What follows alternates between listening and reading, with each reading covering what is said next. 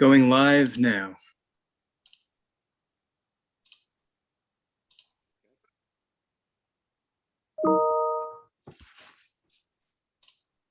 Okay, welcome everyone to the meeting of the Mayor and Council of Princeton, New Jersey. It is July 12th, 2021. And we will start with the meeting notice statement. Notice of this meeting was provided in accordance with the requirements of the Open Public Meetings Act and state regulations governing remote public meetings, including the time, date, and location of the meeting, and clear and concise instructions to the public for accessing the meeting and making comments. In addition, the agenda and all related materials were posted electronically and made available to the public on Princeton's meeting portal in advance of the meeting. Thank you very much. Can we have a roll call? Ms. Perrone-Lambros? Here. Ms. Niedergang? Here. Mr. Cohen? Here. Ms. Fraga? Here. Mr. Williamson? Here. Ms. Sachs? Here. Mayor Frida? Here. All right, before we get to the minutes, just 3 items concerning tonight's agenda. When we get to the consent agenda, it is likely that item number 2 will be deleted or removed. Also in section 10, the ordinance public hearing section, our attorney will explain the recent state statute that will impact the first ordinance hearing that is scheduled, which is 2021-16, just so people are aware there'll be a discussion prior to anything happening with that. And in section 11, which is ordinance introductions, as we had discussed 2 weeks ago, we had a potential different version of ordinance 2021-18 made available, and that will be available again tonight if need be. So those are the potential changes to the agenda as we go through the meeting that I know of. Trishka. There's also one additional one, Mayor, under ordinance public hearings, ordinance 2021-20. I believe the public hearing for that is actually scheduled for July 26th. Due to a noticing issue, the hearing had to be pushed back. So that should actually just be removed altogether from the agenda. Thank you very much.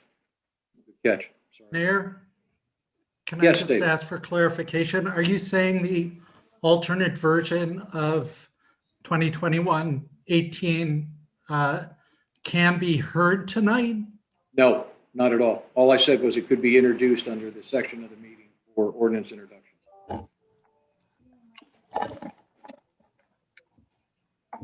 Okay, any other questions on the agenda? Right, if not, we have. Mark, you're going, Mayor, sorry, we're you're in going and out in and again. out. Mark, yeah, we can't hear you. I'm going to have to get a new computer. This microphone thing is killing me. Yeah, I think if you put your headset in, that usually works. Okay. Leticia, do you want to take us through the minutes and everything while I play with connections behind the screen here? Sure. Thank you. So for the approval of the minutes, we start with minutes of our February 16th, 2021. If everybody had the opportunity to review them, and if there's no changes of edits, do I have a motion to approve? Eve, are you motioning? Is there a second? Mia seconds. All in favor? Aye. The February 16th minutes are approved. And then for the February 25th, 2021, this was for a closed session. There's actually no minutes. Do we still need to approve those? Yes, move them, yes. Is there a motion to approve the minutes of our February 25th, 2021 closed sessions? I'll move it. David moves. Is there a second? Michelle seconds. All in favor? Aye. Aye. The closed session, February 25th, 2021 minutes are approved. Mark, do you want me to do the last one as well? Yeah, might as well. Thank you. Okay, thank you. So then the March 2nd, 2021, this is for agenda setting meeting. If everybody had the opportunity to review them, and is there, unless there's any changes or edits, is there a motion to approve? Eve? Yes. Motion. Is there a second? Eve, Michelle seconds. All in favor? Aye. Aye. Okay, Aye. so the March 2nd agenda setting minutes are approved. Thank you. And that's it. Thank you, Leticia. Hopefully this works and you can hear me now. Yes. So let's go to announcements and reports. Leticia first. Yes.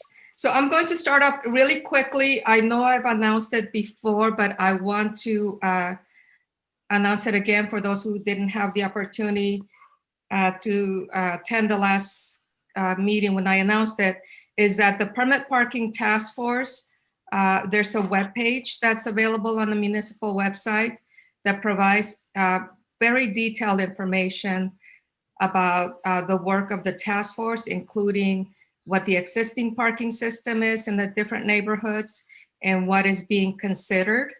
It's still evolving, but what is being considered to date.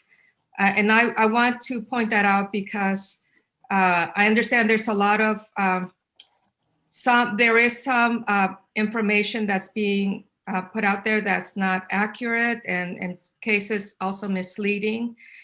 And that is, some of them are actually, some of the information that's being put out there includes our municipal logo, which can be, I think it can be confusing for some.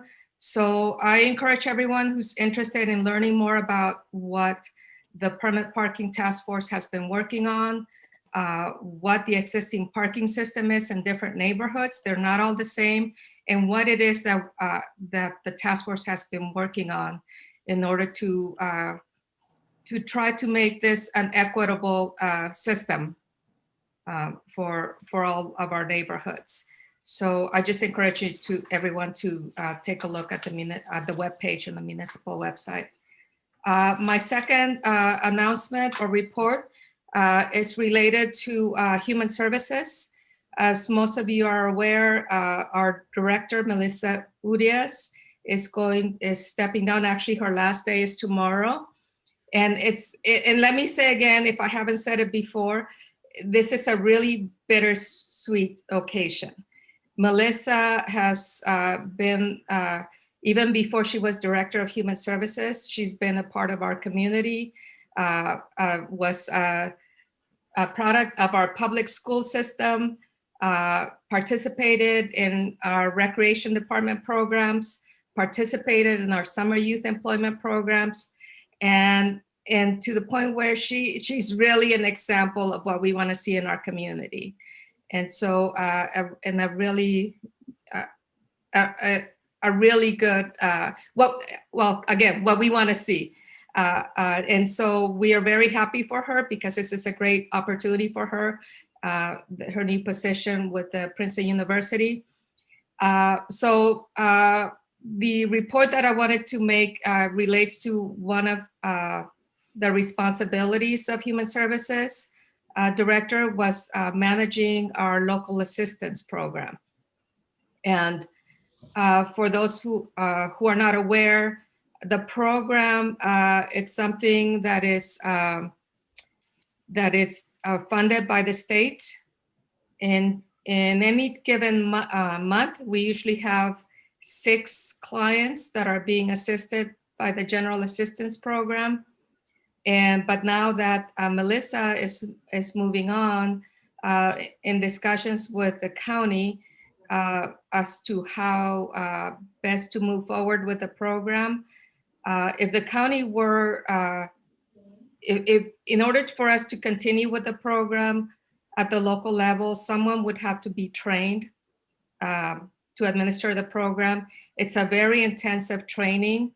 So it's not something that the county's interested in doing just for a short period, for someone that's going to be doing it for a short period of time. So the recommendation has been made by Melissa, the current director, and something that the county also is in favor of, is to transfer the program to the county.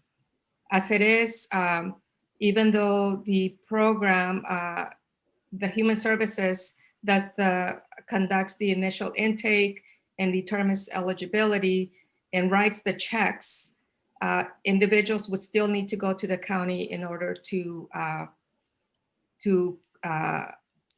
apply for the SNAP benefits.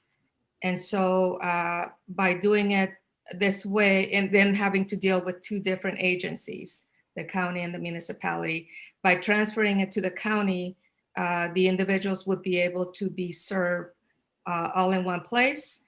And also, as opposed to now how the Human Services Department is can only write checks, which is a challenge from some of the individuals who are being assisted, who may not have a checking account, may not have ID.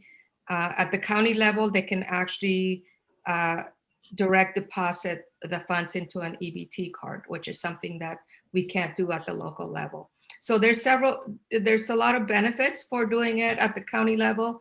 Now, we did discuss it at the last week at our Human Services Commission meeting, and we were assured that other services, including individuals who are in need of assistance, whether it's for the SNAP benefits or to apply for other state-funded benefits, anyone can apply online.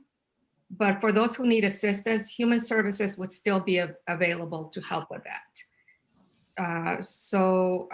Right, there's no resolution yet, but it's something, and Lisa, if you're able to explain what we would need to do in order to transfer it to the county, but right now, if I understand, all we're asking for is consensus from council to do that transfer, because like I said, Melissa, her last day is tomorrow.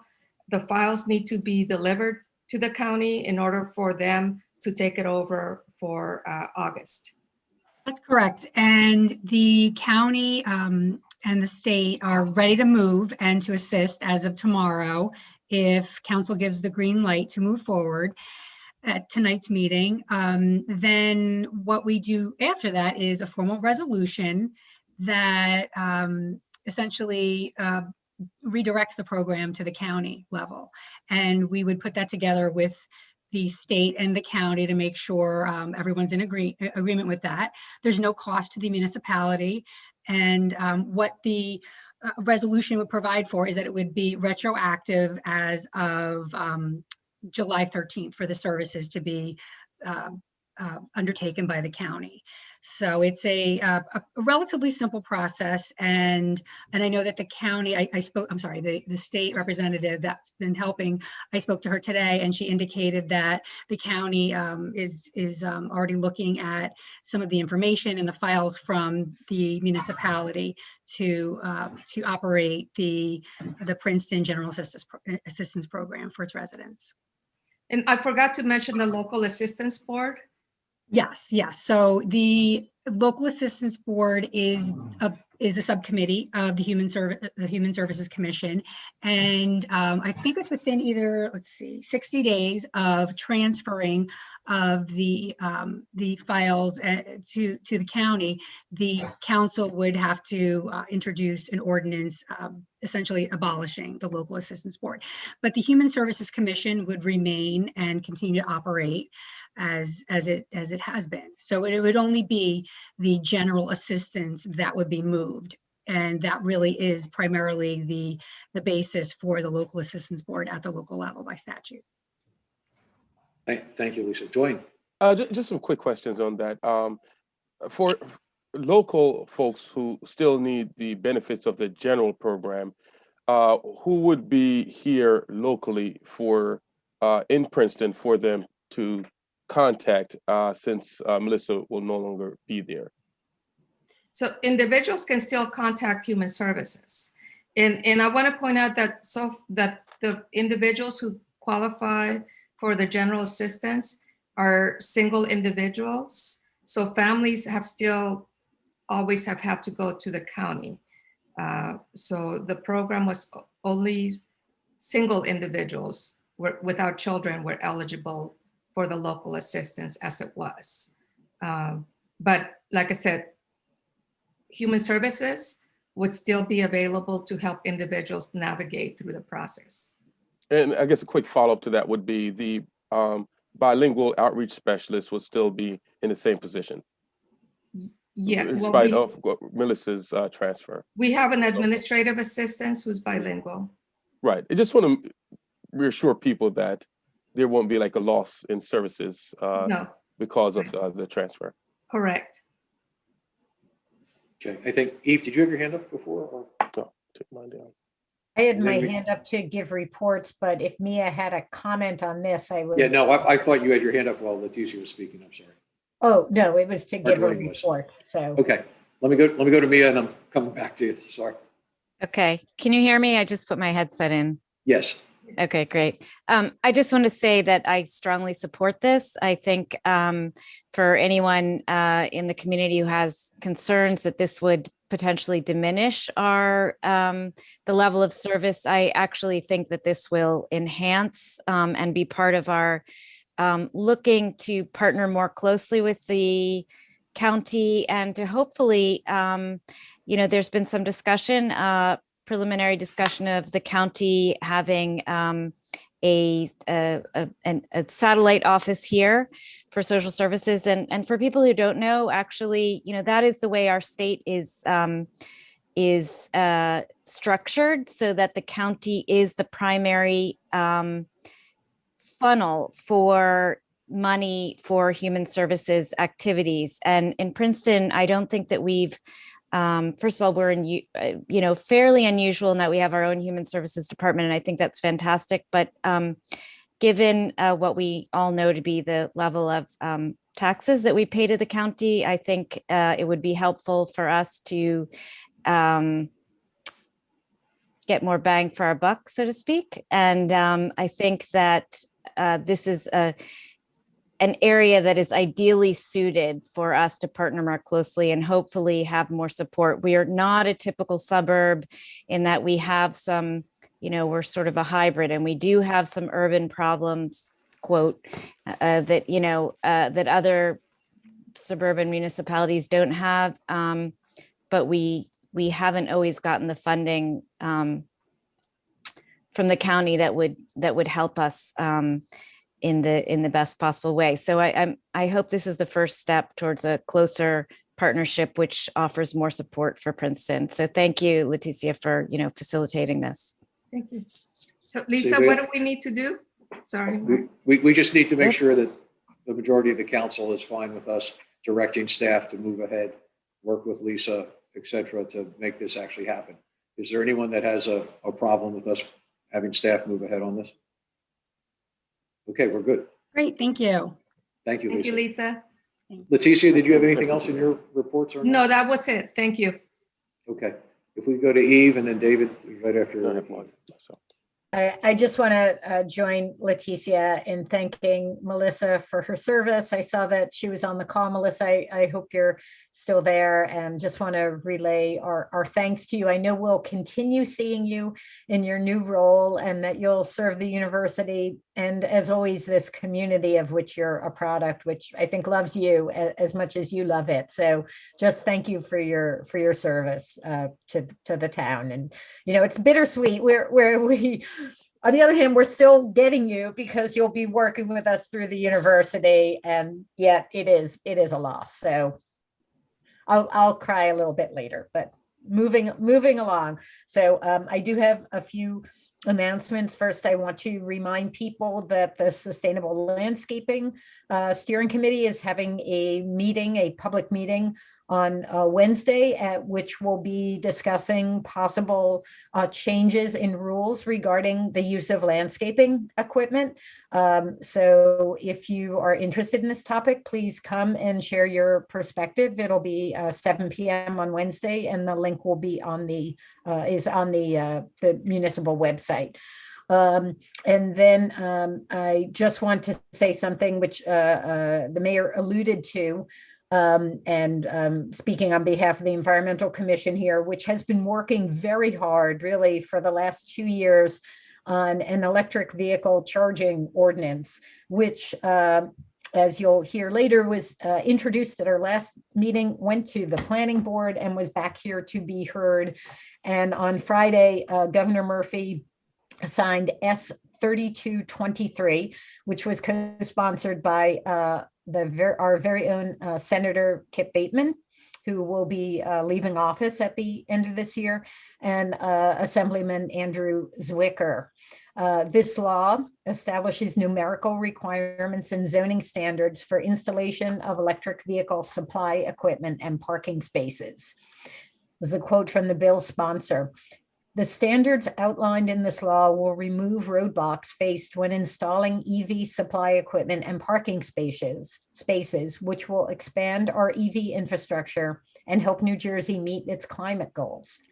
This new law, just passed on Friday, just signed on Friday, will preempt the ordinance that we had introduced 2 weeks ago, and that was due to be heard and voted on tonight. So our legal counsel will tell us technically how to deal with this, but despite the fact that we're not going to pass this bill tonight, I want to thank the Princeton Environmental Commission for 2 years of very hard work, many meetings, much effort, and the fact that it's being done on the state level, I think, is something, we need to applaud.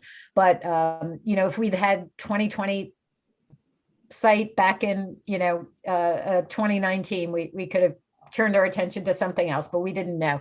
So anyway, I just wanted to give that heads up, and we'll talk a little bit more about that in a minute.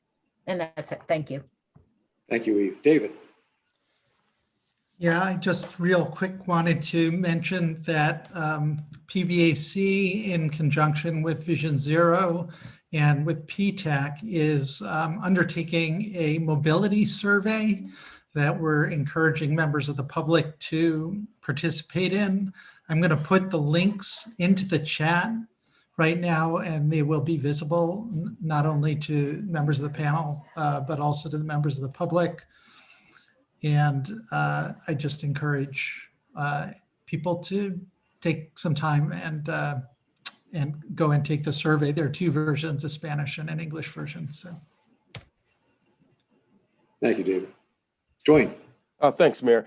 Just wanted to mention that another local Princetonian, Evan Moorhead, after a unanimous decision by the Recreation Commission, in favor of, has been promoted to replace the great Ben Stentz, who recently retired. So Evan Moorhead is replacing Ben as the new executive director of Princeton Recreation. And that did not, to my understanding, did not require any council action. But Evan has been in place since, as a new executive director since July 1st. Thank you, Dwayne. Michelle? Just briefly, the Community Center Feasibility Task Force will be closing applications in a couple of days, the 15th. We've gotten some great applicants to join the task force, and there'll be announcements coming up. So those of you who have applied, please sit tight. We will be reaching out to you shortly. We have been doing the review, Dwayne, Leticia, and I, as your council liaison. So I just wanted to mention that that is moving forward. I think that's it. Yep. Okay, thank you. Any other council announcements or reports? Mia? Just to reiterate the report that I gave a few weeks ago about the freebie. The freebie as it existed passed on to that great bus depot in the sky. So we are working, everyone it's all hands on deck trying to figure out what we can accomplish as soon as possible. Hopefully we'll have at least basic service within the next few weeks. I'm going to go out on a limb and say that there are so many people working on this. It's top priority for our administrator, our engineer, our mayor, the transit committee, myself. So lest anyone think that we've lost track of this or we're not acutely aware of how many people are waiting for service to resume, just so they can go about perform daily errands and go to doctor's appointments. We are very aware of that, and we're doing what we can. So, thank you, Mia. Any other council announcements? Bernie, any staff announcements or reports for this? I just also want to thank Melissa for her time here and wish her all the best. Thank you, Melissa. Okay. There's no other announcements or reports. We'll move to public comments for items not on the agenda. Again, public comments for items not on the agenda. And just the kind of the rules of the road, there's a 3-minute limit. So I watch the clock, try to watch the clock yourself. So I don't like to be rude and ask people to stop, but that's part of my job. Okay. Adam, can we bring in the first person that had their hand up? All right, we have Jean. Okay. Jean, if you unmute yourself.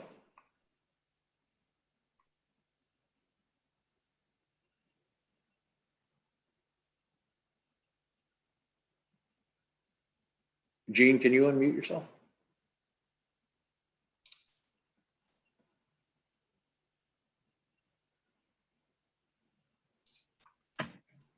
All right. Adam, let's go to the next person then. All right, here's Marco. Okay. Good evening, Mayor and Council. I'd like to discuss again the parking task force. And I just want to dispute what Leticia said, that it's inaccurate what's going around there. A lot of us have read everything that's on the website, and we still don't like the plan. I believe in equitable parking. I'm not a NIMBY. I believe in equitable parking throughout the city. And I don't think any resident should have to pay for it, whether you're in Witherspoon Jackson, whether you're in the high school district, whether you're on the west side. What I disagree with the task force is the fundamental right of not putting residents first. We pay very high taxes in this town, and it's not being respected. And what you're doing and what's going to happen is, with this system, is there's going to be constant spillover into other neighborhoods of cars as you increase the density in the city. What we really need actually is a long-term solution. On the short term, I'm willing to discuss with the parking task force other options. And I think there's other citizens also that would like to do that with you. We have not been given that opportunity. We've had limited meetings, and also you haven't listened to us. Again, you just provided us with a modified plan that's fundamentally not changed. I'm not going to get into the RoboCop thing about the surveillance that'll come, but that is also oppressive and creates a burgeoning bureaucracy. And I don't understand why you want to do this. I don't know what the reason is, whether it's to make money. I don't have any idea, but I do believe in equitable. I don't believe in that. And as a long-term solution, we should be thinking about parking garages outside the city and shuttling it in. We should think about other solutions, how to make those people who have private lots actually give some breaks for the employees. So we all have to work together. We all have to share the streets, but I don't agree fundamentally with the philosophy of this committee. That's it. Thank you. Thank you, Marco. Adam, can we try to bring Jean in again? Okay, yes, one more time here. Jean, if you're there and can hear me, can you unmute yourself?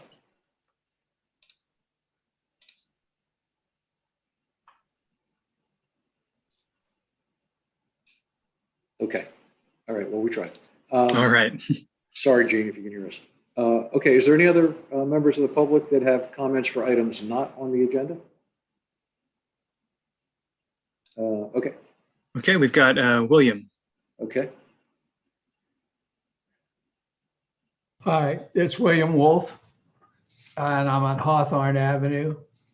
I believe you have on the agenda a bond ordinance that a small part of which would go to this parking plan. And I may be misreading that, but if that's the case, and I don't know whether I should speak now or then, but I also, along with Marcos, have some fundamental objections to what has been proposed so far. What I'd like to say is that we have a parking permit system in place in our high school neighborhood, and it was highly necessary because before it was adopted, our street was totally saturated. Every possible place to park was taken every school day of the year. And it was apparently impossible for the high school to do anything about it. And this was a good solution. It remains a good solution. It is also a very inexpensive solution because it relies on residents having a small decal that they only need to replace when they replace their car. I don't believe there is a lot of expense to the municipality with the system as it is, although it has been implied that that is the case. I just want to say that I think it works well. There's one feature of it that I hope will be incorporated in any modifications. And that is one that has evolved because initially what didn't work well was getting tags to every residential contractor, electrician, plumber, roofer, landscape contractor who is here only to service the residents. What evolved with the police department was a very, very reasonable solution, and I assume it works well everywhere, that any truck that's a commercial truck that's identified as a contractor is not ticketed, period. It is assumed that they're here to service the residents and that that should not be an additional cost. And by simply exempting any marked commercial vehicle, that has accommodated an important goal that the proposed system would spend a lot more money to accomplish that result. It's really very simple today, and I think it could remain that simple. It could also be equitable because it is applied through all residential streets in Princeton. And so everybody has the same benefit. Whereas if this is incorporated in an enforced consultants ticketing program, then residents within this area will pay a disproportionate amount for those services. And it's also a hassle. Anybody who's dealt with a large plumbing contractor knows that they have a fleet of trucks and they don't know in advance what the license number is going to be of that truck that comes out. Hey, Bill. Yeah. Bill, can you, I'm sorry, can you wrap up?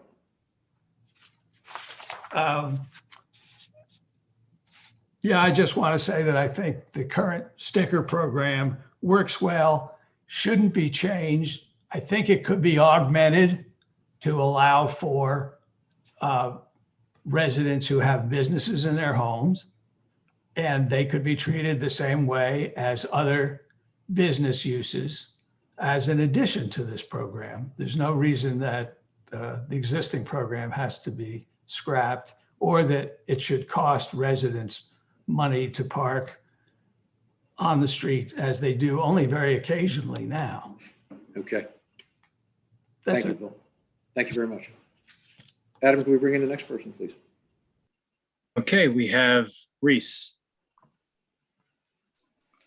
Thank you very much. I am a neighbor of Bill Wolf's on Hawthorne Avenue. He was not in a meeting today that several of us had.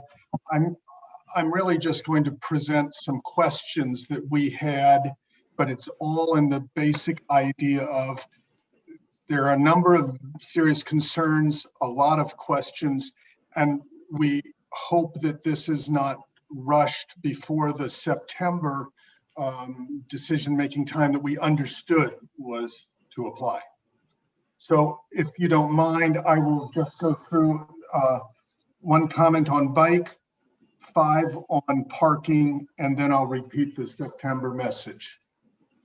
On the bike traffic, we fundamentally didn't know what were the statistics and numbers that would suggest there were so many bicyclists wanting to use Hamilton that all of this would be justified by it.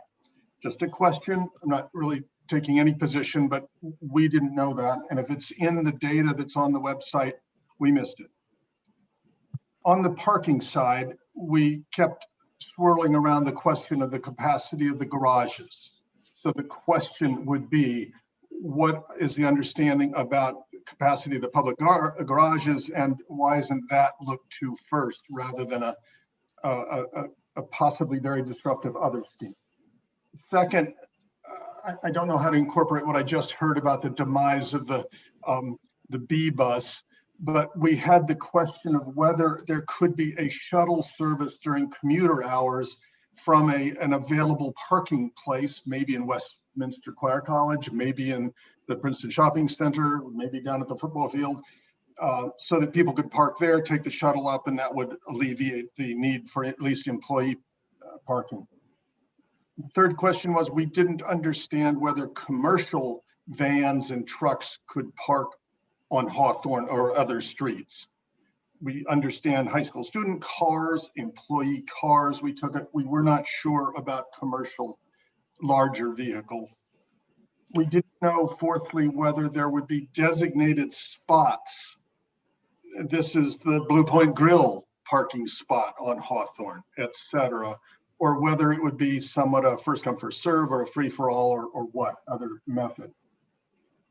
And the final question we had was on high school students. There was some notion of, would they need to get in their car and leave by us within a certain time after the close of school? Of course, there'd be some complications with sports, but essentially the question from last time, years ago, was high school students just kind of languishing around and hanging out in their car and so forth. So those are the 5 questions about parking, and I'll close with repeating again that without answers to these, and I'm sure some other questions, it would be premature to act before September. And thank you for listening to me. Thanks for your questions. I wrote them down, so we'll make sure that, Thank you. I'm sure the other members, members of the parking task force will help address your questions in the near future. Adam, could we bring in the? Can I just? Sure, Michelle. Sorry, I didn't see your hand. Reese and Bill, if you reach out to myself, Leticia, and David with your emails so that we can be back in touch with you and discuss these things. Okay. Thank you. Thanks, Michelle. Mia? And I just want to say, in terms of the freebie, we certainly are looking to have an expanded transit system that will include shuttle service. I don't know how that would interact with the permit parking program. We haven't gotten that far, but we certainly do hope to look at something beyond just the freebie routes. Thank you. Adam, can we bring in the next member? Okay, this is really the public part of the meeting, so I really want to, Michelle, if you have to say something, go ahead, but I really just want to encourage all of us to let the public, okay. Thanks. Adam, can we bring in the next member of the public? Yes, Mayor, we have Fidelma. Hello, can you hear me? I'm just trying to make sure I'm unmuted. No, you're good. Thank you. Okay, great. Thank you for the opportunity to speak tonight. I'm really signing in because I'm part of the community here that absolutely objects to what we are understanding is being proposed for the new parking program. I would like to also say that we are also trying very hard to read all your information and stay as informed as possible. And I applaud an organization known as Sensible Streets, which is putting forth a lot of information for people to read. But mostly I would just like to say that I just want to register this evening my objection to this plan on behalf of myself here at 20 Boudinot Street. We are a very small street that is used for a lot of cross traffic, and the idea that it would be narrowed by parking in front of the house seems to me to be very dangerous. Many of us cannot really back out of our driveways as it is with the daily parking that happens here due to folks visiting the Peacock Inn or the Morven property. So we already have a lot of day traffic here. I also feel that I tried as a property owner to expand the parking in the front of my home to allow myself and my visitors to park there, which is something that seemed to have been frowned upon by the zoning board. And therefore, we were not able to accomplish that. So when people do visit me, they must park on the street, including my elderly parents. So I can't really fathom how I would work with a permit system so that people couldn't stop by and visit me in my home. So for many reasons, personally, and also for what I believe is the best for the community. I'm just grateful for the opportunity to express that I disagree with the new parking scheme. So thank you for your time this evening. Thank you.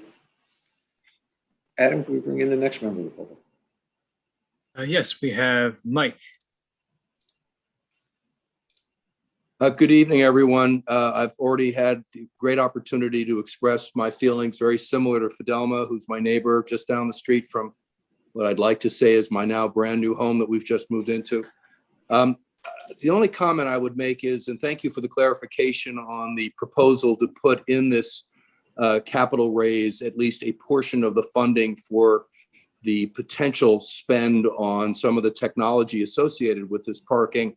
I guess I'd like a better understanding of that at some point, because as a former chief financial officer of a major aerospace company, if somebody asked me for a pre-approval of a funding for a capital expenditure project that had not yet been approved, I would send them out of my office very quickly.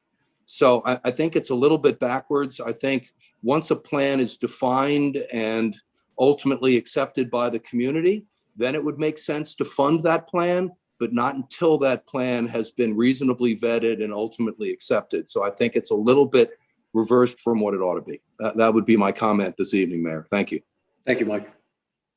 Do we have any other members of the public that want to comment on something not on the agenda? We have one more hand, Mayor. Okay. Mayor, I think we're hearing comments for items that are on the agenda currently. This is the next item on the. Okay, I would say that the parking permit program explicitly is not on the agenda tonight. There is. I'm only basing that on what you announced. You had closed the section for items not on the agenda and then opened the section for items on the agenda. So if you can clarify that we're not hearing. We're still on items not on the agenda. I did not close that. Okay, Adam, let's go to the next member of the public. Okay, we have Yina. Yaina, my bad. Thank you very much. I'd like to echo Mike's point about budgeting and making appropriations for a project that is still sort of out, not even on the table, because there are many issues that have continued to surface from street to street, neighborhood to neighborhood, about the way in which this is being imposed. I am particularly concerned about the flurry of ordinances that are happening in this COVID period, as though there is some urgency at this point, because the way in which the town has continued to conduct these meetings as not in person and using the state of emergency as the reason for not moving forward. At least that was the planning board statement. When in fact it's the public health emergency that was lifted and that has allowed for in-person meetings of all types. Some of these issues need to be considered.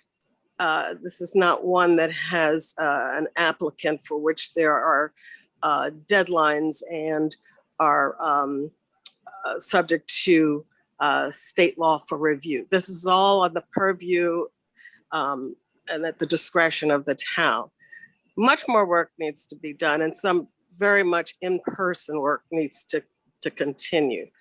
And I'm suggesting that for the reasons of not having the opportunity to fully vet over this past year, this has been something that's been discussed for 2 years, but clearly what occurred in this last year was insufficient for public input.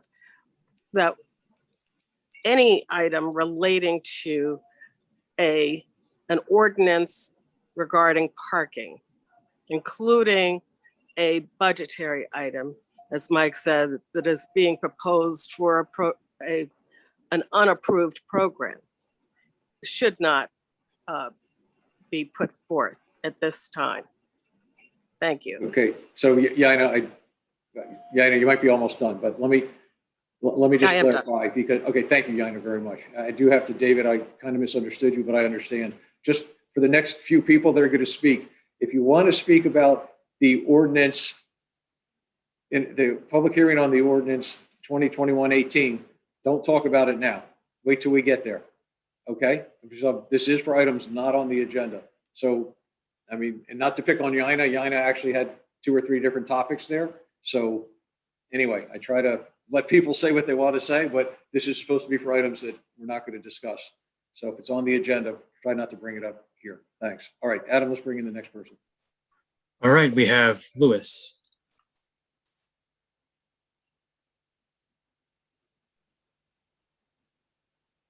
Louis, there you go. Louis? Which Louis? Louis? Louis? I'm Louis Lee. I want to talk about something on the agenda, but it's related to the parking issue. It's really hard to hear you. I'm sorry. Can you speak up? I would like to talk about something which is on the agenda, which is related to the parking issue. It's about the Okay. bond issue. Okay, so if you want to talk about something that's on the agenda, can you just wait till we get to that item? Yes, I can. Okay, we'll just put your hand up when we get to that item. Thank you. Mark, Thank can you. I say something? Sure, Mia. I just want to clarify. If you're talking about the parking program in general, that's not on the agenda tonight. If you are talking specifically about one aspect of the parking program, which is the surveillance technology, which was part of the proposed bond ordinance, that is on the agenda tonight. That is coming up. So if you're here specifically to talk about that, hold off. If you have general comments about the parking program, which is not on the agenda, that would be now. Hopefully that's clear. Yeah, thanks. That's what I tried to say. Well put, Mia. Any other comments from the public for items not on the agenda? No hands raised, Mayor. Okay, we're going to close that part of the meeting and move on to the ordinance public hearings. And 2021-16, Trishka, do you want to address Sure. So this ordinance, the purpose of the ordinance was to make electric vehicle service equipment permitted accessory use / permitted accessory structure throughout Princeton. And as Eve reported on earlier in the meeting on Friday, the governor signed legislation into law that makes electric vehicle service equipment and other types of infrastructure permitted accessory uses and permitted accessory structures in all zoning districts and municipalities. So there's direct overlap with this ordinance. I mean, the council could adopt it if it wanted to, but it's basically been made moot by the state legislation. So I'm not sure that it's really necessary or worthwhile for the governing body to amend the local regulations to do the same thing that the legislation's doing. So I just wanted to mention that. I mean, obviously the council is free to adopt. I don't want to suggest otherwise, but you're going to have an ordinance that basically just says the exact same thing that the state legislation says. Okay, David has his hand up first. Yeah, it's a point of order. Item number 9 on the agenda calls for comments and questions about all of the ordinances. And then item 10 is public hearing for the ordinances. If that's incorrect, I think we should amend the agenda to remove item number 9. I can explain that. I don't think it's actually calling for comments on all of the ordinances, but I could see how that might be confusing. It's really just giving instructions to the public for how to comment on the ordinances that are listed for public hearing. But I mean, I totally see how it could be taken the other way, but the ordinances are still, you have to hold public hearings one at a time on each ordinance. You can't just comment globally. Thanks for clarifying. Sure. Eve, did you have your hand up? I did.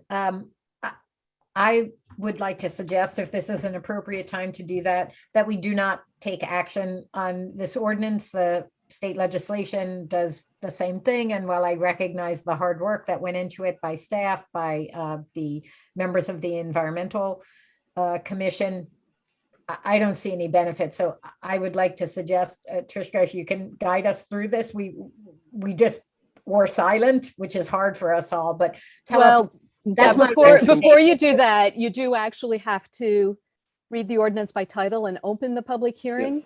Because it is set for a public hearing, so you have to hold it.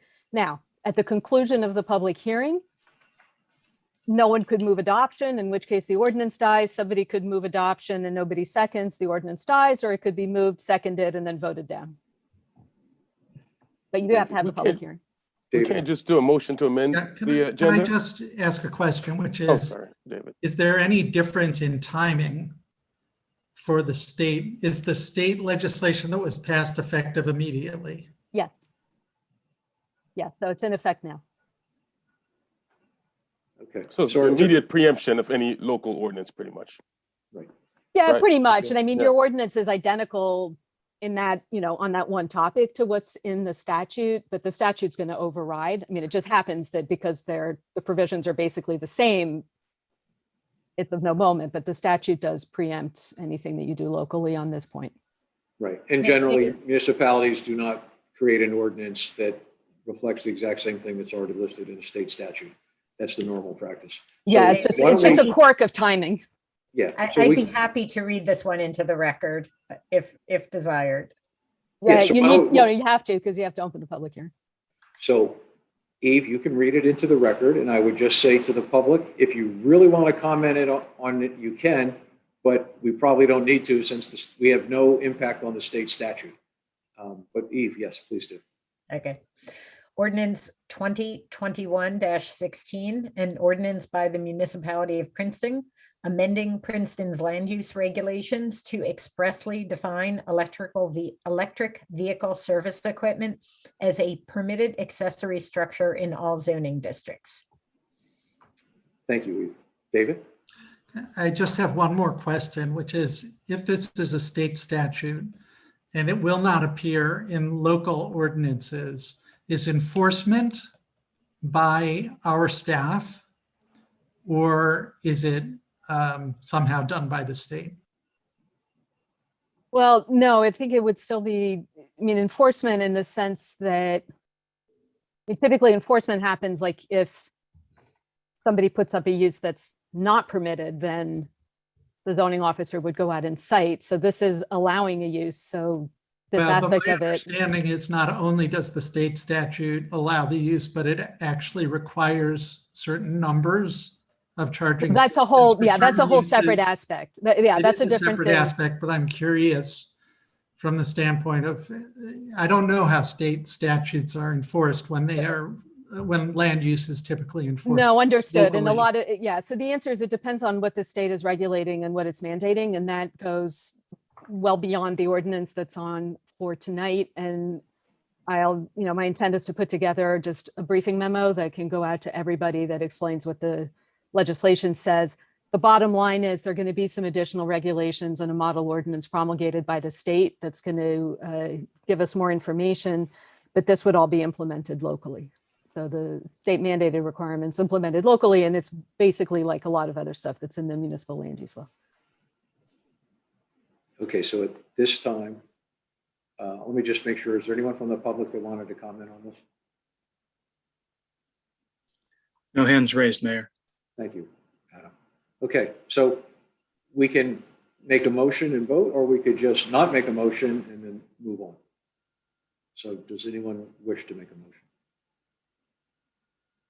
Okay, seeing no motion, thank you very much. We'll move to ordinance 2117, which is a bond ordinance reappropriating $254,038.50, proceeds of obligations not needed for their original purposes in order to provide for improvements, renovations, and or acquisition of various equipment and vehicles for Mary Moss Park in and by Princeton in the county of Mercer, New Jersey. Michelle and then Eve. I'm just making a motion. Move. Oh, sorry. And I'd like to second.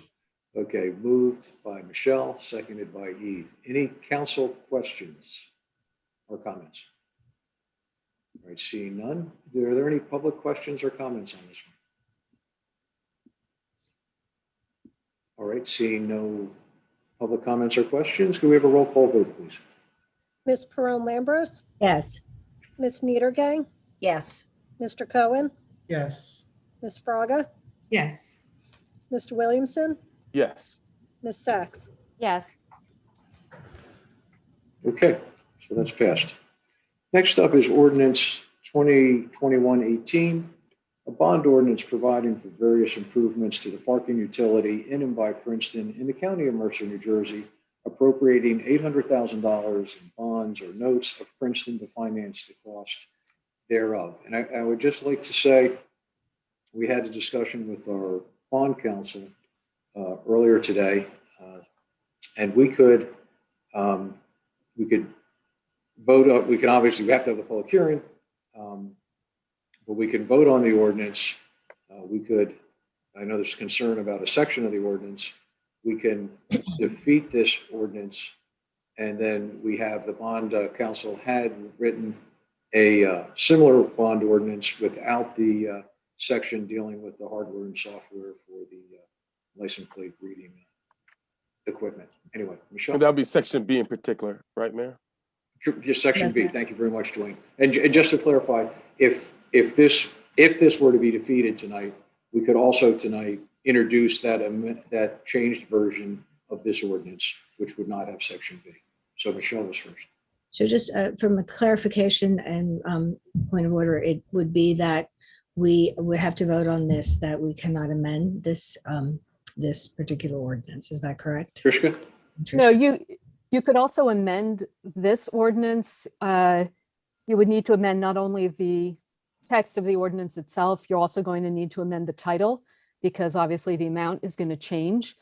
You would still have to re-advertise the ordinance with the amendments, hold a public hearing at your next meeting on the amendments.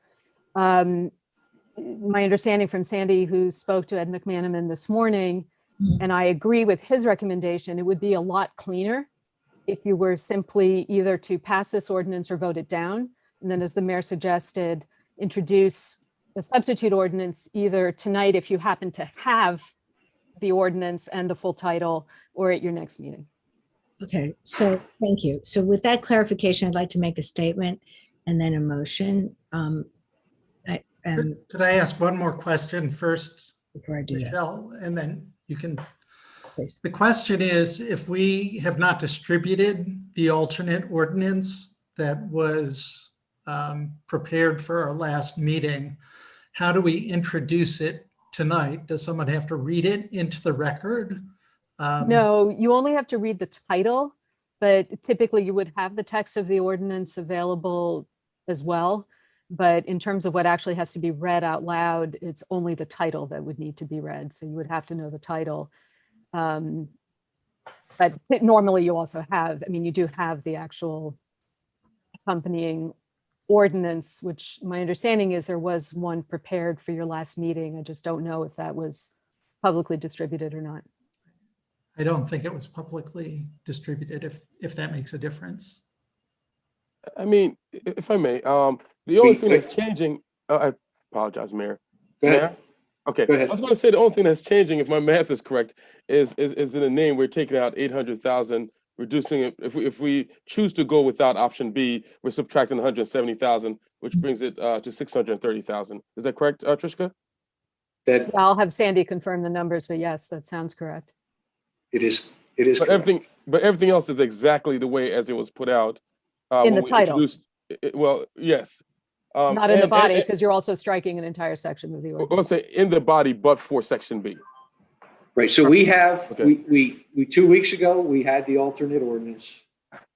We have it again tonight, so we can read the title of the ordinance tonight so that it could be introduced tonight, so that the items that are pertaining to the garage, et cetera, could still move forward in a fairly timely manner without losing a lot, without losing another couple of weeks. Okay. All right. Michelle. Should I? So I'd like to make a statement and then a motion.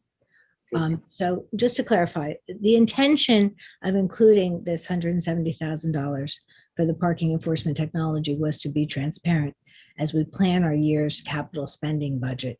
It's not a decision to move forward with the technology, but rather to plan in the eventuality that it occurred, we would have the money in the budget. It's a little different than the earlier comment in public comments tonight about, budgeting and allocation when you don't intend to spend it. In municipal budgeting, you should be foreseeing anything and everything. And just like we just passed the monies for the Mary Moss Playground, that was monies that were not spent in another year's allocation. Anyway, since we cannot debate the merits tonight of the technology or the permit parking program in general at a bond hearing, and since the permit parking task force was still in the process of listening to public input, and we're not presenting any type of recommendations tonight, I'd like to make a motion to vote down this ordinance in order that we have full clarity that this is not an authorization to spend the money on this program at this time. So I'm making. Okay, so okay. All right, so it's moved and seconded. That's fine. Any other comments or questions from the council? And then I'm going to go to the public. Eve. I do have to say something of this. As I saw this 2 weeks ago, it was not actually taking action, but rather opening the door to action. And a number of people have called me on that interpretation. And I certainly understand that the appearance of moving forward was there, even though in my heart of hearts, I understood that that's not what we were doing, that another resolution and a vote by council would be required to spend the money, and that we had all committed to not moving forward without a public process. But I think sometimes appearances are very important. And, I regret ignoring that fact 2 weeks ago. So I'm glad that all of us are here in that space where we understand that sometimes appearances or symbols are important, and that we're stepping back from that and we'll evaluate the technology as the permit parking process goes on, and make that decision in a more clearly linked way. So thank you for all the many of you who reached out to me and to others. And, from my perspective, I made a mistake. I apologize. I learned something from it, and hopefully I'll make a different mistake next time. So. Thank you, Eve. And David, just before you comment, I'm sorry, just to keep the record straight, who actually seconded the motion that Michelle made? I did. Dwayne, thanks. I didn't want to get that wrong. Thank you. David, could you go ahead? Yeah, I just wanted to make a comment that one of my concerns and reasons for wanting to move forward with this when we met a couple of weeks ago was that I was unsure as to what the financial implications might be for the municipality of separating this from other parking related bond ordinances, and that there might be additional costs. And I've had an opportunity to do follow-up with our CFO and learn that there really is not, or at least not if we move forward with it this year, and pass a second bond ordinance with it this year, there would be no negative implication.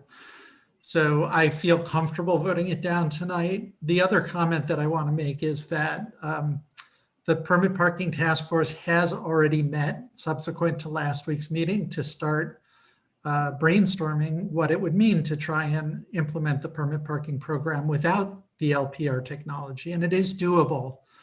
The main advantage actually of the LPR technology is for the convenience of online permitting. Because if you can get your permit associated with your license plate, things, signing up for a permit or for a guest, whatever, can happen instantaneously. That can't happen with conventional permits. People continue to have to come into the office to get their permits, or possibly order them online, but it will be probably a 5 to 7 day turnaround. So those are the couple of statements I wanted to make, that the task force is open to exploring the option of working without the technology, and to give a little preview of what that would mean. And it'll be up to the community to decide whether the convenience outweighs the concerns. Leticia and then Dwayne. Yes, I want to echo both Michelle's and David's comments, and also add that the task force from the beginning, and I will state again, is committed to working on a system that will eventually recommend that will be equitable.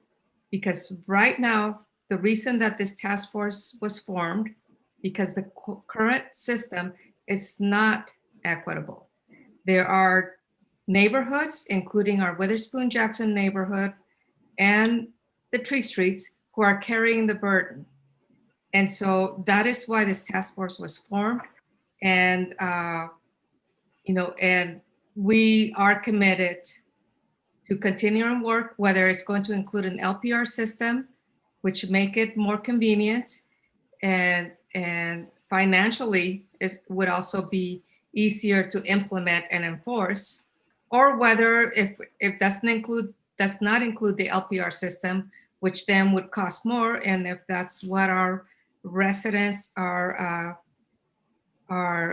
okay with that, but we're still committed to developing a program that's equitable, and that's what we'll continue to work on. We've been working on it for 2 years, and I think we're all committed to continuing that work.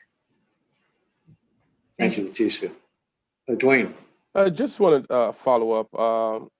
Eve's comment kind of sparked this thought, and I just think it's important to share it with the public. From my perspective, and I'm not sure if my council colleagues agree with me or not, because I vote to introduce an ordinance doesn't necessarily mean I have to agree with everything that's in there. The whole point of introducing ordinances is so it does go out into the public. We have time to get all the emails that we've been getting. And then we have tonight when we vote on it, and if we are voting on it, time for public comment, etc. So that one provision has been controversial for me. Me voting to introduce it doesn't mean I necessarily agreed with that. I think it gives us a chance to put it out into the public and then get more information and more comment on it before we do what we may or may not do tonight. So when it comes to voting on it, so I just think that from my perspective, that's how I do things, and I don't know if, whether or not my colleagues agree or not. It's up to them, but that's how I look at introducing versus voting an ordinance itself. Thank you, Dwayne. Any other council comments? All right, just before I get to public comment on this, I just have to bring up one thing that I just found out today, and I want to just make sure that we're always informing people and letting people know. It ends up that we actually do own a license plate reader already, and that the police department was given one by the county prosecutor's office sometime around September of 2016. So some people may view that as bad news. The good news would be that is attached to one single police vehicle. That police vehicle was involved in a crash last winter during a snowstorm, and the car was basically totaled. So that device has not been used since then. And I would just like to say that the things it was used for by the police when it would be in use, and it wasn't at no time did the police department say, hey, once a week this has got to be run. It would be used on some irregular basis, but it would look for expired registrations, suspended license for the registered owner of the vehicle, whether a car had been reported stolen, or if the registered owner of a car was a wanted person. And the last comment on this is that on the system overall, there's very tight controls. There's an Attorney General's directive, which actually is 2010-5 Law Enforcement Directive about general guidelines for the use of automated license plate readers. The county prosecutor's office has a directive on this, and our own police department has a policy on it. So anyway, just wanted to be totally upfront with everybody about that. Okay, Mia, and then I'm going to go to the public. Yeah, I would like to thank Virginia Kerr for her work in finding out that the county does have those readers and that they have been distributed to some municipalities. And, I think without her research we wouldn't even have known. And I think it's a bit embarrassing that we actually, none of us as council members knew that our police had that. And I also want to say, just because the Attorney General's directive covers what we own and are using as a municipality, it gets a bit more murky when we're partnering with a private entity. And so I don't want to open up a whole can of worms, but you know, it just to underscore the fact that the legislation governing surveillance technology, it's still the Wild West, so to speak, and we should tread carefully. Okay, so anyway, I didn't mean to sidetrack the conversation, but thanks, Mia, for those comments. So let's go back to the public, and we're talking about the ordinance 2021-18 and the motion to vote it down. So Adam, if we could bring in the first person with their hand up. All right, we've got Marco. Thank you. Okay, I want to thank the council for hearing me, and I really want to tell Eve I really appreciate what she said in honesty, and I think that's refreshing. I also want to say on the other side of things is that the way the task force did this put them in this position in the first place. They really didn't reach out to the public as they should have and gotten diverse views. And don't shake your head, Leticia, just listen to me. So I think that I think it's a shame the way it happened. It didn't have to happen this way. Okay, and I really support equitable parking, not only in my neighborhood, but in all neighborhoods. And I think it was an anachronism from the borough that the Witherspoon Jackson neighborhood and the Leaf Streets had to pay for parking. I don't think any resident needs to pay for parking. We pay enough taxes, and I think that's a real shame. So I really believe that we have to think about parking holistically and not this little fix, what we're trying to do here. Eventually in the future, we have to think about, because of the density that we're increasing, we have to think about solutions, how to take more cars off our streets, how to make more parking structures, maybe outside of town, and have people bust in when necessary to help the businesses also. And I think we need to put pressure on the people who have public garages, because their utilization cannot go unchecked if they're continuing to build buildings in the downtown area, meaning Palmer Square. And I think there's a way we can do this, but I think really the government needs to hear diverse opinions and from people who have handled these types of solutions in the past. And that's all I have to say. I fully support the Spring Street restoration and the repairs on it. It's sorely needed, but I don't support B. Yeah, I feel compelled to jump in here. Mr. Gutierrez, you can express your views, but please don't tell Council President Leticia Frago, who's a grown woman, not to shake her head if she feels like shaking her head. I think it's disrespectful. No, listen, Dwayne, it's disrespectful when somebody does that. They just need to listen, okay? She's not a little girl, though. Thank you. She's a grown woman. I counter what you said. Gentlemen, okay? It was disrespectful. I wouldn't do that to you. Okay? Thank you both. Adam, we bring in the next member of the public. We have Alice. Okay, I'm very happy that Marco got to say what he said, and I agree completely about the parking, being equitable. We're not trying to get something for free that other people have to pay for. But in the light of the extremely controversial nature of the proposed parking ordinance and the strong opposition to it displayed by residents of Princeton at the May 24th council meeting, I find it imperative that the council votes no, and I'm delighted that you've decided to do so on this bond issue to fund Passport, which is premature. The optics appeared as the first step in paving the way to put the parking plan through, as if it were already a foregone conclusion.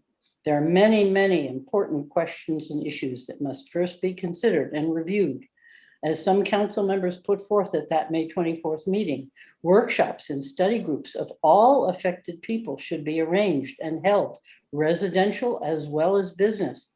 We really need to wait until we are truly post-pandemic before instituting such a plan.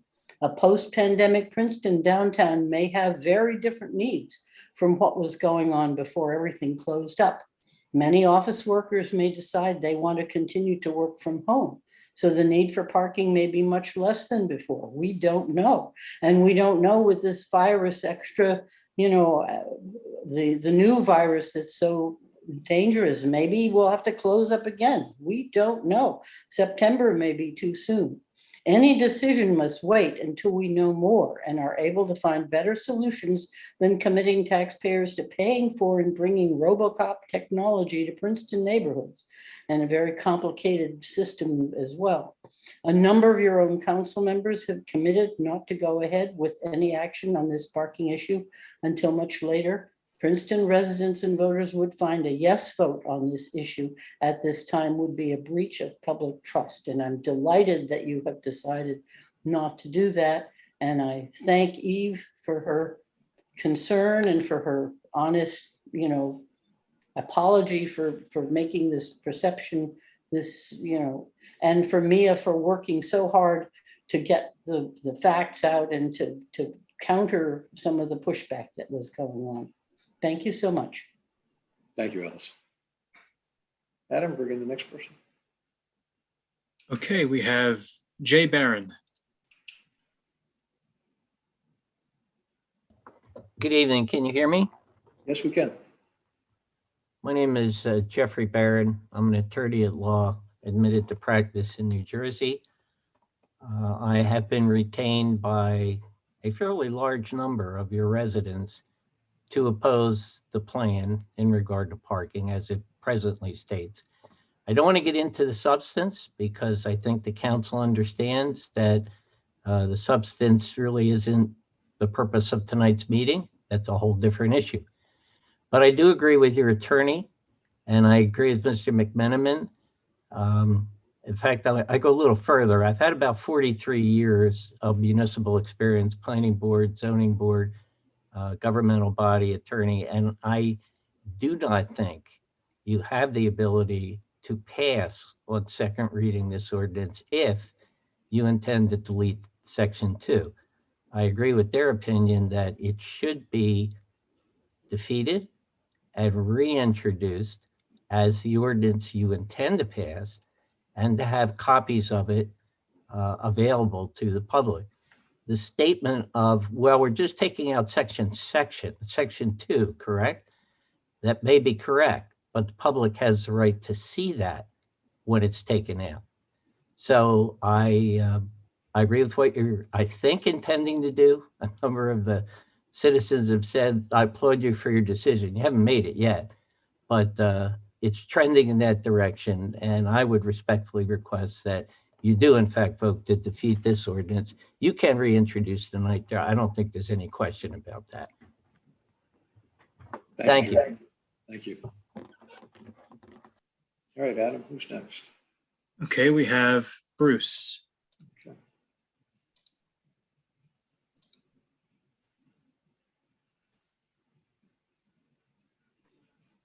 Can you hear Bruce?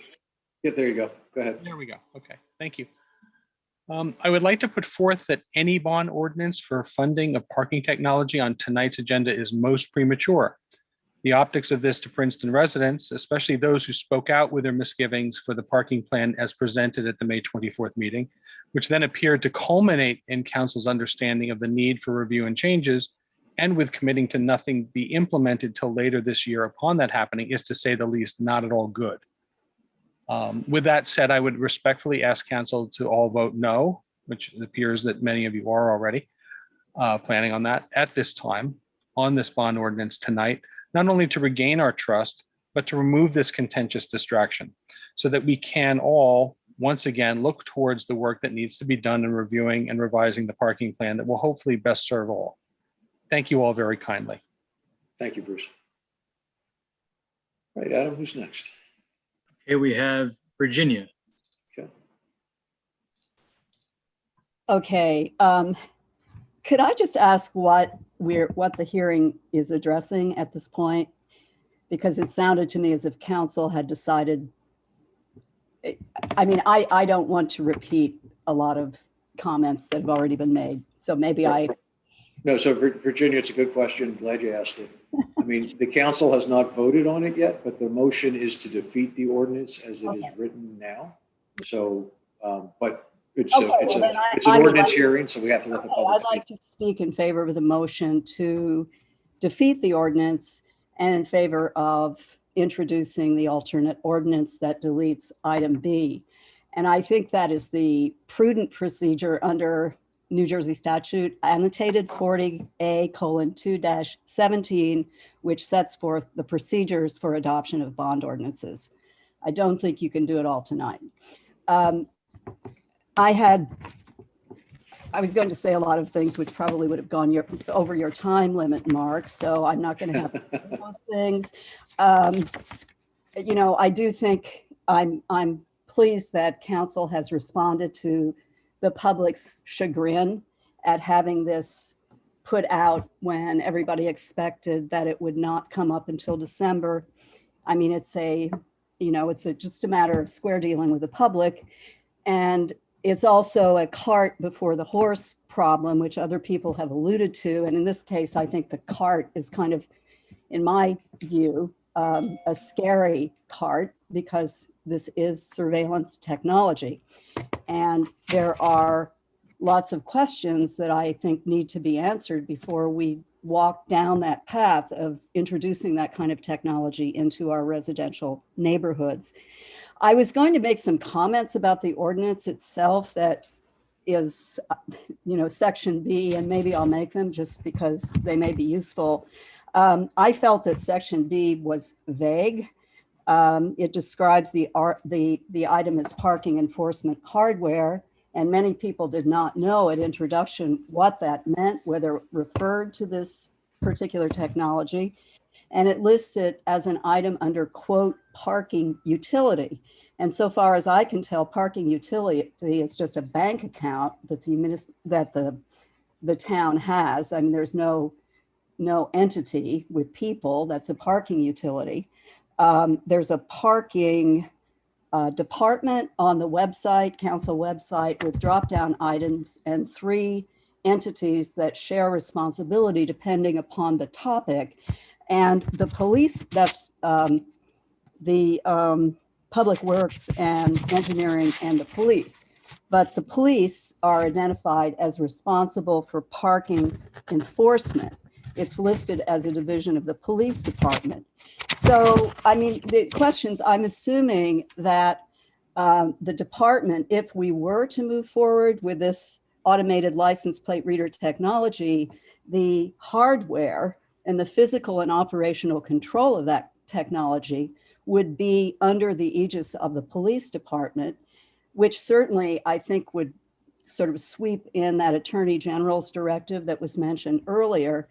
And there's just a host of kind of questions about how this is all going to work with an out-of-state for-profit vendor, which apparently is suggesting that, this is kind of just a benign situation. So basically, I'm really pleased that it seems that you're going to defer this. And I think that a lot of thought needs to go into, I would say, how we can do a permit program without introducing this kind of surveillance technology. But if we're going Virginia. we should have policies. I'm going to say one more thing, Mark. The ACLU has a model ordinance that relates to this kind of technology. And they're basically, the idea is that before you adopt something like this, you should think very hard. I can send that link to you later. Thank you. Thanks, Virginia. All right, Adam. Next is Louis Lee.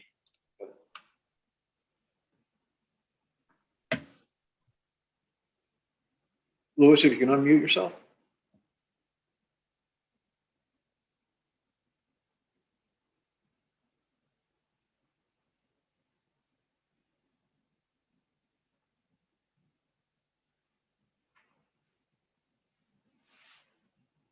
Louis, can you find that that mute button and unmute yourself?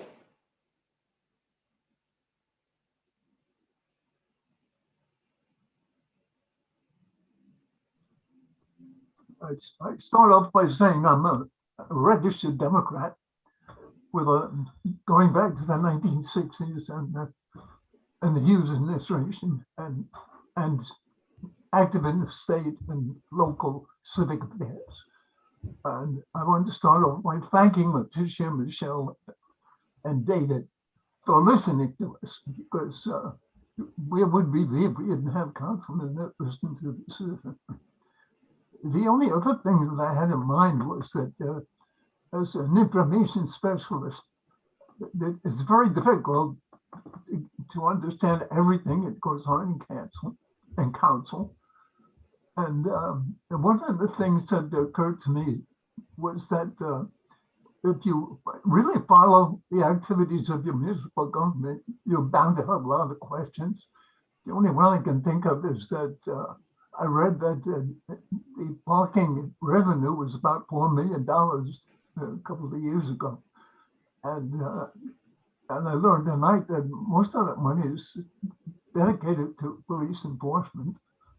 But I don't think many people know about whether or not there's a cost analysis, cost benefit analysis with large expenditures of money at the level of council. So maybe that would help if we knew a little bit more about that. That's all I have to say. Thank you, Louis. Appreciate it. Just so I don't overlook it, there was one email comment that came in, so let me just read that now so I don't miss that. Philip Leon of 7 Hodge Road wrote, "To council, my comment is that commercial parking on residential streets in any portion of Princeton should not be allowed. It is not a solution, and most streets are not wide enough to accommodate any more parking than what is allowed today. Thank you." That was the only email that came in before the meeting started that I'm aware of.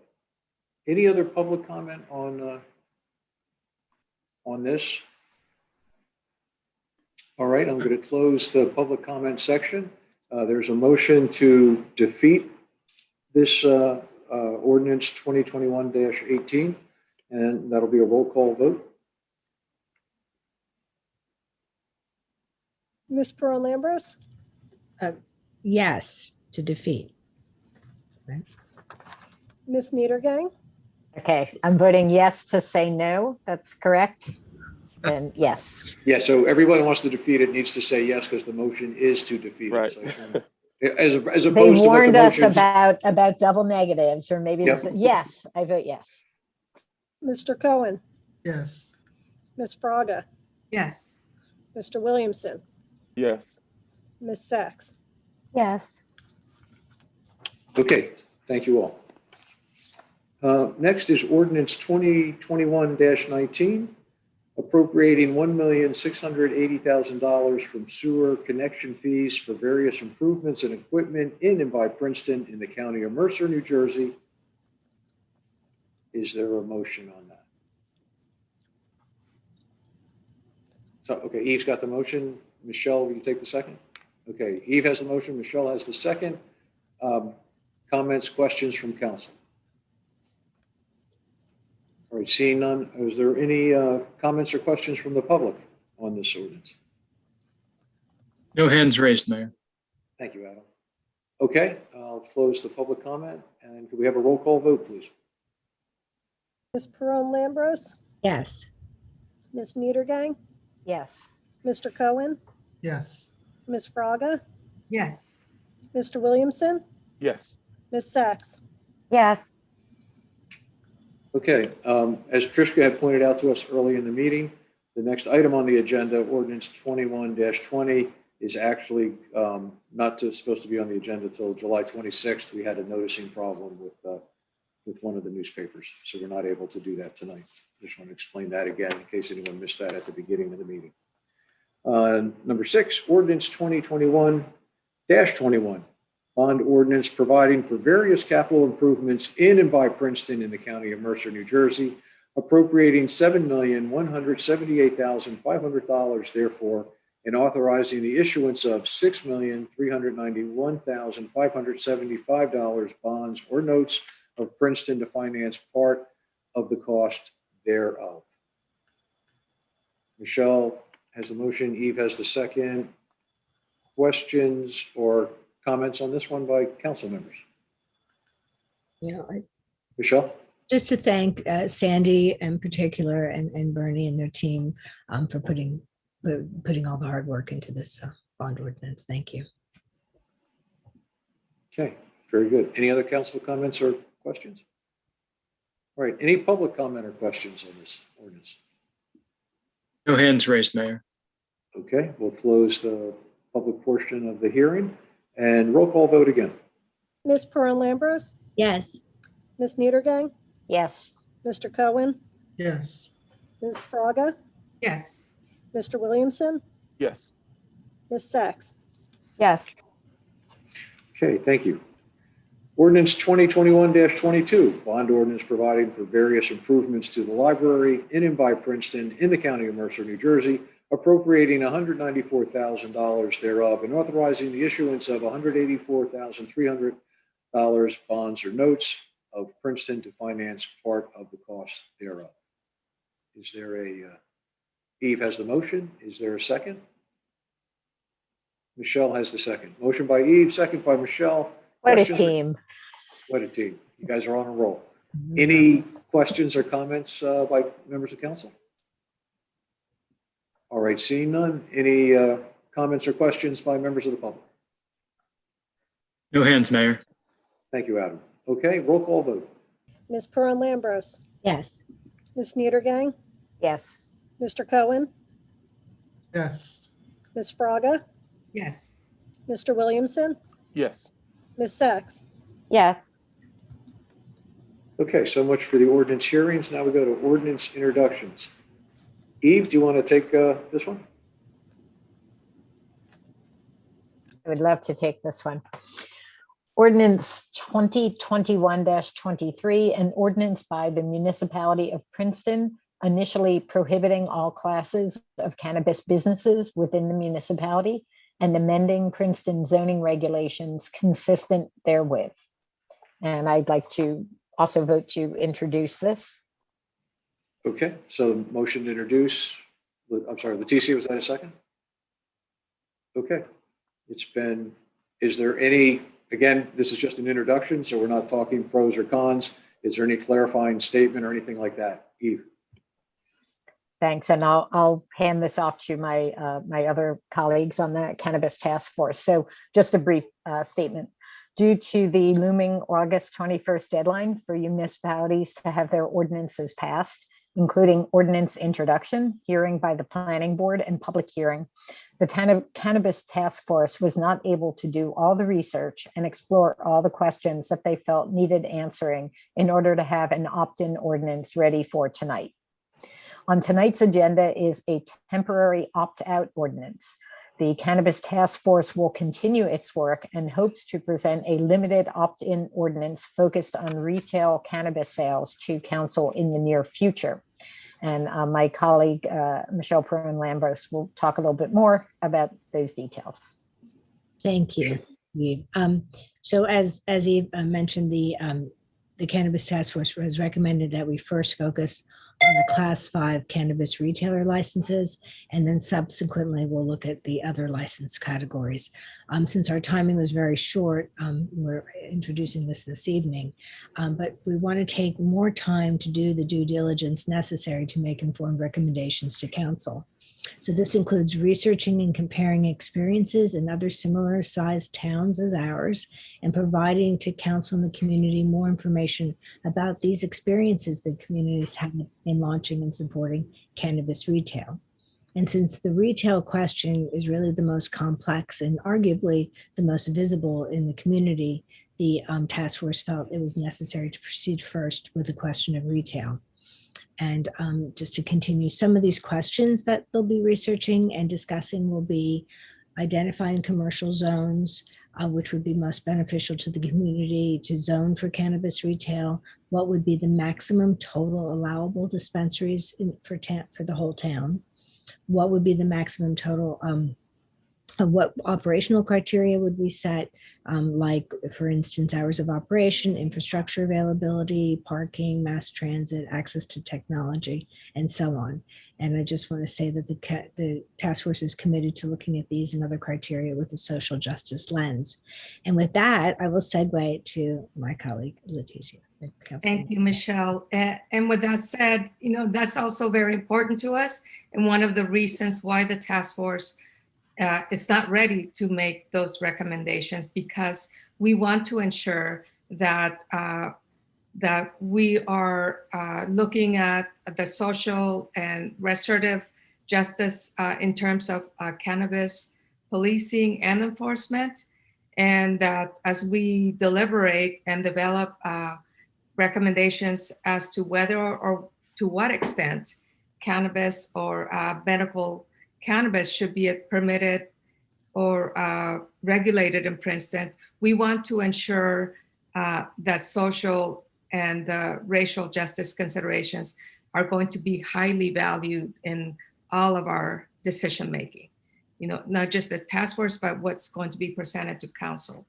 And to help us with that, we are going to intend to make use of the racial equity impact assessment toolkit that was developed last year by the Civil Rights Commission. And that, we understand that's going to take time. We just definitely did not have enough time to take that into consideration and to make recommendations, keeping all that in mind. Thank you, all three of you. Okay, so there'll be a roll call vote. Ms. Pearl Lambers, Yes. Ms. Niedergang, I'm sorry, Mark, did you want to ask for public comment? Or No, we don't do public comment on at ordinance introduction? Sorry. Okay. Yes. Mr. Cohen, Yes. Ms. Fraga, Yes. Mr. Williamson, Yes. Ms. Sachs. Yes. Okay, now I would like to suggest we consider an ordinance that I'm going to say would be 2021-24, which is going to be reflective of the conversation we had before when we defeated ordinance 2021-18. So ordinance 2021-24 would be a bond ordinance providing for various improvements to the parking utility in and by Princeton in the county of Mercer, New Jersey, appropriating $630,000 therefore, and authorizing the issuance of $630,000 bonds or notes of Princeton to finance the cost thereof. The public hearing would be July 26, 2021. And just to be very specific, there are two sections to this. Section A is the maintenance repairs, including all work and materials necessary therefore and incidental thereto, and that is $24,000. And then there's structural work to Spring Street parking garage, including all work and materials necessary therefore and incidental thereto, which is $606,000, which brings us to the $630,000. So I just wanted to be very clear on that one. Michelle? I'll make a motion to introduce. Sorry, thank you. Michelle made the motion. Is there a second? Eve has the second. She's just a little bit quicker than you that time, Dwayne. Any, okay, so anyway, I'm not asking for questions. We're not talking about the pros and cons. I think it's clear what the ordinance introduction is, right? No one's unclear on that? Okay, in that case, can we have Dawn, a roll call vote on that? Ms. Pearl Lambers, Yes. Ms. Niedergang, Yes. Mr. Cohen, Yes. Ms. Fraga, Yes. Mr. Williamson, Yes. Ms. Sachs. Yes. Okay, thank you all. Now we go to resolutions. Leticia, do you want to do the first resolution? Do you have it there in front of you, or I could? Yes, I do. And resolution 21-235 is a resolution authorizing the hiring of 3 new probationary officers. And It should be, I'm sorry, but it should say police officers, just to be clear. okay, police officers. Yes, I was just reading from here. But Yeah, I yeah. just wanted to add that the Public Safety Committee did have an opportunity to meet and interview these police officers, and we were all very impressed with their background and qualifications, and are very excited and looking forward to having them on the force. Thank you, Leticia. That was a motion, correct? Yes. Okay, is there a second on? I'll Go ahead. second that, but Mayor, I just want to clarify, it should be probationary police officers. I just want to make sure the public knows it's not one or the other. Is that correct? The hiring of 3 new probationary police officers. Yes. Okay, because probationary was said, then police was said, but not probationary police. I'm It's a sorry. little technical. No, I simply wanted to make it clear Right. that officers to me was a little too general. What kind of Right. officers? So I want to make sure it was clear that we're hiring 3 probationary police officers. Just want to make it clear for the public here, Yes. Mayor. So I second that. Thank you, Dwayne. Thanks for asking that. Any other questions or comments from council? If not, all in favor, please say aye. Aye. Aye. Okay, that's everyone. Thank you very much. Next one is, David, I don't know, do you want the stormwater resolution, or should I read it, or?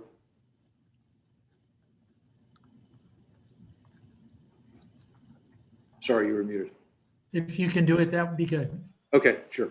21-236, resolution authorizing an amended professional services agreement with Stormwater Management Consulting LLC, SWM Consulting, for the purpose of performing development applications for stormwater management consultant services in 2021 in an amount not to exceed $75,000. Is there a motion? David has the motion. Thank you. Is there a second? Dwayne has the second. Any question, comment? David? I'll just comment that this is a little bit misleading because we actually get reimbursed by development applicants for the fees that are paid to the stormwater consultant, but we have to authorize the spending and then get reimbursed for it. So just in case anyone had a question about that. Important detail. Thank you. All right, if there's no other questions or comments, nope. Okay, all in favor, please say aye. Aye. Aye. Okay, that's everyone. Next one is 21-237, a resolution by the municipality of Princeton requesting a project scope reduction and a 6-month extension of time for construction contract award from the New Jersey Department of Transportation for the fiscal year 2020 municipal aid grant for improvement of Mount Lucas Road. Is there a motion on that? Eve, thank you.